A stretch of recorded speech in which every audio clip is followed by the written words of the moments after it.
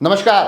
आज राजसमंद की राजनीतिक गहमा गहमी के बीच में एक बड़ी खबर निकल कर आ रही है और खबर हिम्मत कुमावत नेता प्रतिपक्ष राजसमंद से जुड़ी हुई है। और खबर ये कहती है कि हिम्मत कुमावत की भारतीय जनता पार्टी में पुनः वापसी हो गई है। जी हाँ, आज राजसमंद में राजनीतिक गहमा गहमी का दिन रहा, जहाँ नामांकन वापसी के आखिरी दिन भारतीय जनता पार्टी के 3 बागियों ने जो नामांकन किए थे उसमें से महेंद्र कोठारी और गणेश पालीवाल ने अपना नामांकन वापस ले लिया। दिनेश बड़ाला अब निर्दलीय के रूप में चुनाव लड़ने जा रहे हैं। मगर इस पूरे के पूरे जो संघर्ष थे, इस दावेदारी की पूरी जो दौड़ थी, उसमें हिम्मत कुमावत लगातार इन सभी के साथ खड़े दिखाई दिए थे। मगर अब भारतीय जनता पार्टी ने एक पत्र के माध्यम से ये सूचना दी है, ये घोषणा की है कि हिम्मत कुमावत अब पुनः भारतीय जनता पार्टी में आ चुके हैं। और इसके संकेत गत कुछ दिनों से मिलने शुरू हो गए थे, जब एक चर्चा चली थी कि हिम्मत कुमावत भी निर्दलीय के रूप में आवेदन करेंगे, मगर वो नामांकन होता नहीं है। उसके बाद हिम्मत कुमावत दिखाई भी देना कम पड़ जाते हैं, थोड़ी उनकी सक्रियता इस दावेदारी की दौड़ से कम होती नजर आती है।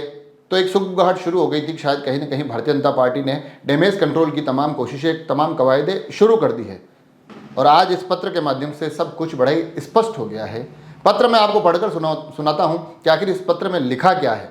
भारतीय जनता पार्टी इस पत्र के माध्यम से ये स्पष्ट घोषणा करते हुए दिखाई दे रही है कि हिम्मत कुमावत को अनुशासन भंग करने के आरोप में 22 अक्टूबर 2023 को पार्टी की प्राथमिक सदस्यता से निलंबित किया गया था। मगर उसके बाद हिम्मत कुमावत ने प्रदेश अध्यक्ष को यह आश्वासन दिया कि ये जो पूरा काम हुआ है, कृत्य हुआ है, ये भावनावेश में हो गया उस वक्त।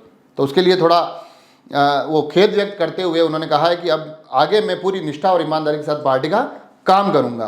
तो इस संबंध में ये तमाम जो कवायदें चली, पत्र में यह भी लिखा गया कि इस संबंध में भाजपा जिलाध्यक्ष श्री मानसिंह बाहरट व क्षेत्रीय विधायक राजसमंद दीप्ति माहेश्वरी ने भी हिम्मत कुमावत के निलंबन को रद्द करने का आग्रह किया था।